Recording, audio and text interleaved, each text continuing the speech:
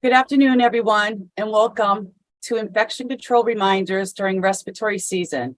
This is a quick refresher session that's brought to you by Project Firstline Rhode Island under the Center for Acute Infectious Disease and Epidemiology at the Rhode Island Department of Health in partnership with the CDC. The material used in this session came directly from the CDC Safe Healthcare blog entitled Infection Control Reminders during the challenging respiratory virus season, written by Project Firstline's Dr. Abby Carlson. I'd like to thank you all for joining us today, and I want to thank you all for your dedication that you bring to your healthcare profession every day. Before I introduce myself, I'd like to direct your attention to the chat box to find the link to our pre-session survey. Please take a minute to fill this out if you have not already. In order to receive your certificate of training, you will need to complete this. My name is Lisa Ledoux. I'm an infection prevention training liaison for Project Firstline Rhode Island. I've been a nurse for over 30 years. My experiences have been in acute care, pediatrics, ER, clinical education, home care, and management. And I'm happy to share my experiences with you all. Today, I'm here to present this topic to you and learn how your experiences have helped you develop your practice with providing care to your patients. The past few years have taught us some valuable lessons. The one thing that we as healthcare workers have learned from it is that we need to stay vigilant when it comes to infection control. I'd like to direct your attention to the chat and introduce Abby Anderson, who is our Project Firstline Rhode Island project assistant. Project Firstline team is behind the scenes in support of this webinar, and Abby will be posting information for you throughout the webinar via chat. Now we can take a minute if you'd like to introduce yourselves in the chat box by telling us your name and your organization. Our agenda, we already went over our welcome and introductions. We're going to go over our learning objectives, review the common respiratory viruses that have circulated this respiratory season, infection control actions that you as healthcare workers can take to protect yourselves and your patients. We'll do a quick reflection, key takeaways, announcements, and then our end of session feedback with a Q&A to follow. And our learning objectives. So you as a learner, you're going to be able to identify some common respiratory viruses circulating this season and understand how they were transmitted. You'll have an understanding of the impact that these viruses have had on our healthcare system. We're going to also review the infection control actions used to protect ourselves and our patients. So over the past few months, there's been an increase in the number of respiratory viruses circulating this season. And these viruses, to name a few, respiratory syncytial virus, it's also referred to as RSV. Commonly, some think of it as just a childhood illness and that only babies or kids can get it. And that is not correct. RSV can affect any age. However, if an infant or elderly person gets this virus, it could lead to serious complications, especially if they're immunocompromised or there's a premature birth. The next respiratory virus that peaked this season is influenza, which we refer to as the flu. And lastly, rhinoviruses and enteroviruses. These viruses often cause the common cold, rhinovirus being the most common. All of these viruses that I just named off, including COVID-19, which we cannot all forget, have very similar symptoms, and they can cause mild to severe illness depending on the age and the health status of the individual. And depending on the severity of the symptoms, hospitalization may be required. So how are these respiratory viruses transmitted? Well, they can be spread by touch, splashes, and sprays breathed in. Pathway touch can be direct or indirect. Indirect contact transmission occurs when there is a physical contact between an infected person and a susceptible person. It occurs when germs are transferred from one infected person to another by shaking hands, taking a pulse. And then touch can also be, under touch can be categorized as indirect contact, which does not involve human-to-human contact. There is a contaminated intermediate object, such as door handles, cell phones, or any medical device. And the other way these viruses are spread is through breathed in. So small infectious particles can be breathed in. And lastly, splashes and sprays. It occurs when respiratory particles or body fluids travel from an infected person to another. These particles carry infectious organisms that can reach your eyes, your nose, or your mouth. And these germs can travel farther if propelled by coughing or sneezing. So, what is the state of this respiratory season? So, as I just mentioned, we saw an increased incidence of respiratory virus cases and also hospital admissions this past season. The great news is the numbers are decreasing. However, keep in mind that respiratory season is still ongoing until April.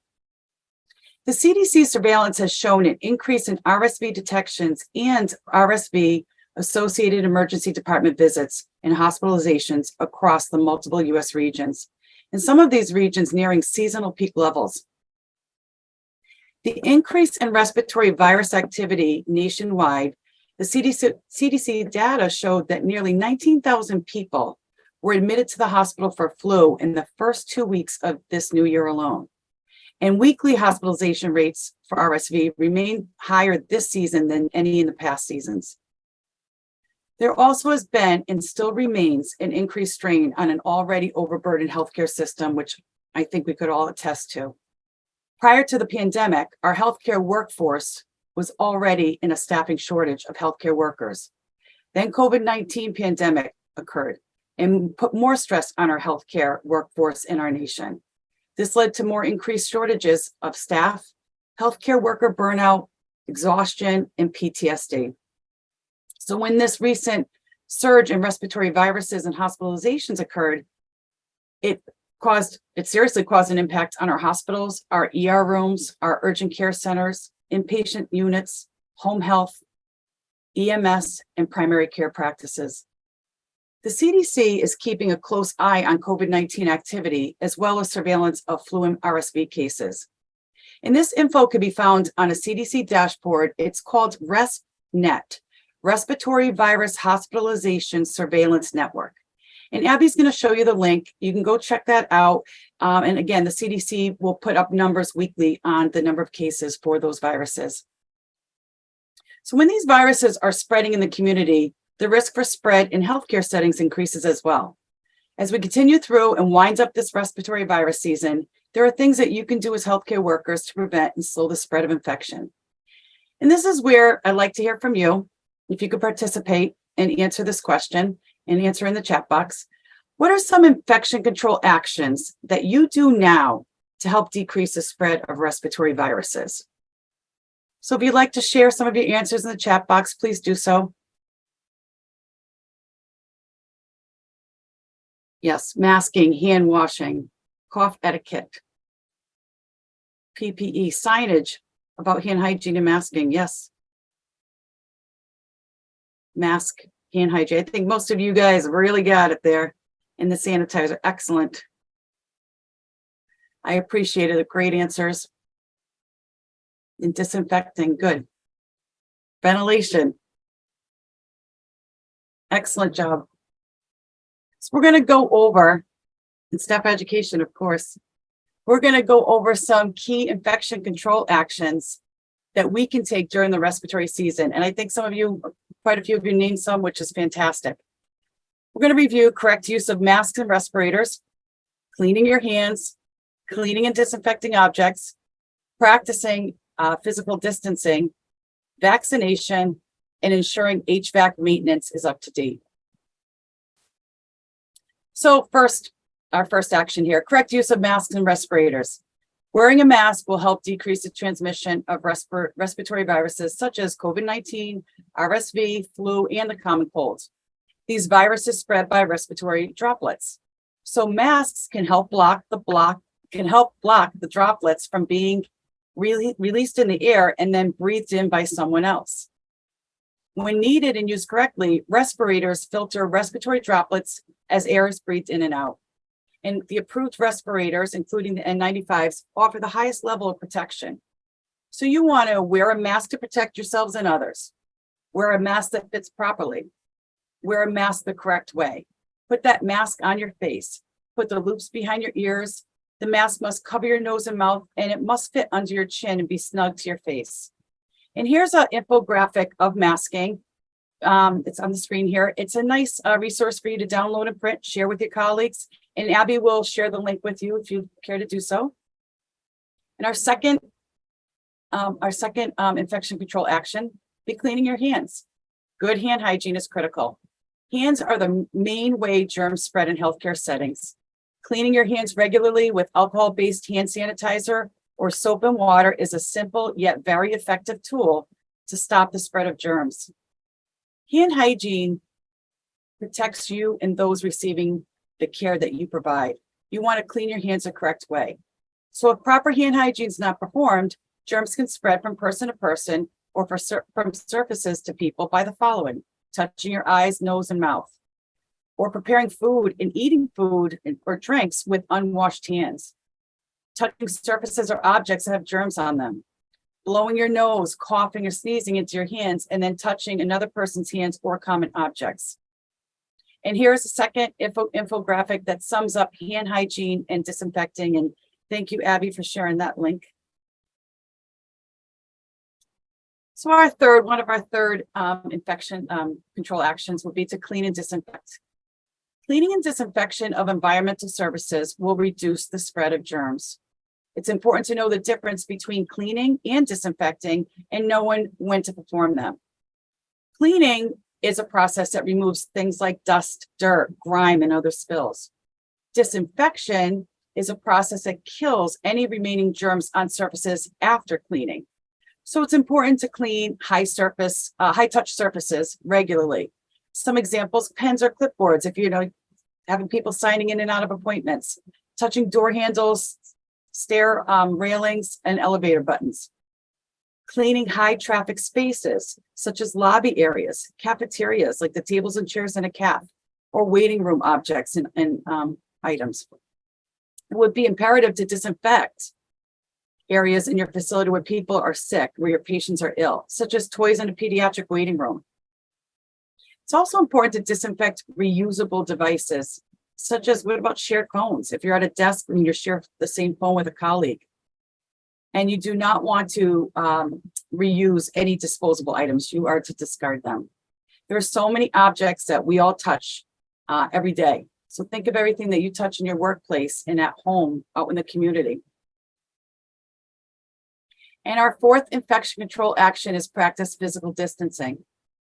Physical distancing means keeping space between yourself and other people. Maintain that 6 feet away from each other. Encourage physical distancing, particularly in shared spaces. Will help limit the spread of germs. You want to monitor your waiting rooms. Assure that patients are distanced. Assess the number of people on an elevator. You want to avoid, if there's too many or it's overcrowded, wait for the next one.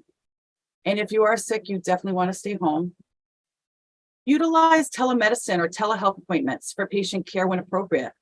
All of these strategies significantly decrease the risk of spreading illness. And our fifth action is vaccination. We know that vaccinating is a public health measure that reduces the spread of infectious disease and absenteeism. Talk to your PCP regarding vaccination and keep routine visits with your primary physician also, or any other doctors you have. And number 6, our last infection control action. Ensure HVAC maintenance is up to date. Consult your facilities management to ensure that heating, ventilation, and air conditioning, which is known as HVAC, make sure that system is working efficiently for proper ventilation in your facility. It's good to have that knowledge and understanding of the ventilation filtration systems where you work. How often are they checked? How often are they maintained? So here's just that recap of those infection control actions that we just went over to maintain during respiratory season. Correct use of masks and respirators, cleaning your hands, clean and disinfect objects, practice physical distancing, vaccination, and ensure HVAC maintenance is up to date. So as we end this refresher, I'd like to have you all just reflect and take a moment. Think about those actions that you can do to prevent the spread of respiratory viruses in your workplace. And many of you have already been diligent with these actions, and some of you may have learned some new things today. But remember, to use them, implement them in your workplace as much as possible. And also, if you see coworkers that are breaking practice or, not using the proper infection control, it's okay to speak up and remind them, we're all here as a team to take care of our patients together. So it's okay to do that. We all own that duty to protect our patients. So by maintaining these actions in your practice, you will protect yourselves, your coworkers, your patients, and your family members from getting sick. Key takeaways. We saw a nationwide increase of some respiratory viruses, such as RSV, influenza, the rhinovirus, and enteroviruses. And although the spike has decreased, thankfully, we are currently still in the respiratory season. And as healthcare workers, it's important for you to practice infection control actions to prevent the transmission of these viruses. Having the knowledge and tools on how to decrease the transmission of these viruses is vital in your role as a healthcare provider. So before we wrap up, I told you this is a nice short session. I'd like to remind everyone that there are a few requirements to receive your certificate of training, which can be used for 0.5 hours of continuing ed for dental and EMS professions. In order to receive your certificate of training, you must have completed your pre-session survey, participate in today's session, and then complete the post-session survey. A link for the post-session survey will be sent to you via email tomorrow, and it'll be available for 1 week. The session closes at midnight on March 20th. So once you complete the requirements, a certificate of training will be emailed in PDF form on March 23rd. Post-training resources and this PowerPoint will be emailed to you sometime this afternoon. So as a lot of you know, you can follow us on follow Project Firstline on social media, on Twitter, Facebook, Instagram, and LinkedIn. We have some really exciting upcoming sessions. Project Firstline Rhode Island will be presenting a series of 3 infection prevention interactive sessions. So these sessions are going to be presented as a team. You'll have all 3 of us up there, which will be myself, Allison Thurber, Stephanie Doyle. We are all the infection prevention training liaisons with Project Firstline Rhode Island, and we are going to be presenting these interactive sessions. They'll be sometime in April, so please stay tuned. We're looking forward to it, and it's going to be a lot of fun. Also, our CDC partners, Project Firstline and the American Medical Association, they released 4 on-demand courses on infection prevention courses in a dialysis setting. There are 4 topics. There's environmental cleaning and disinfecting, hand hygiene, personal protective equipment, and injection safety. They can be accessed through the Project Firstline Rhode Island website. So please spread this information to your colleagues, especially the ones that work in the dialysis setting. Abby I think she just posted the link to that site. You can access that site anytime at your convenience. And if you have any questions, please feel free to email us. And right now at this time, if you did not enter your email earlier in the chat box, please feel free to, so you can be added to our distribution list of upcoming trainings.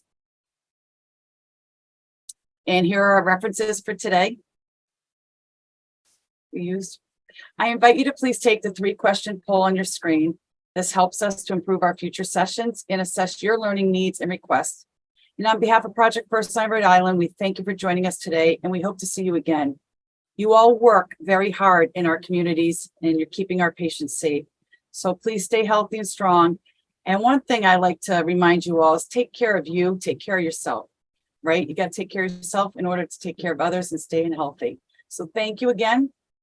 And then we'll be moving on to our Q&A session. If you have any questions, I'd be happy to answer any questions that you do have. And again, as always, if you don't, right now have a question, you can email us at any time, and any one of us from the team will get back to you. Thank you. Have a great day.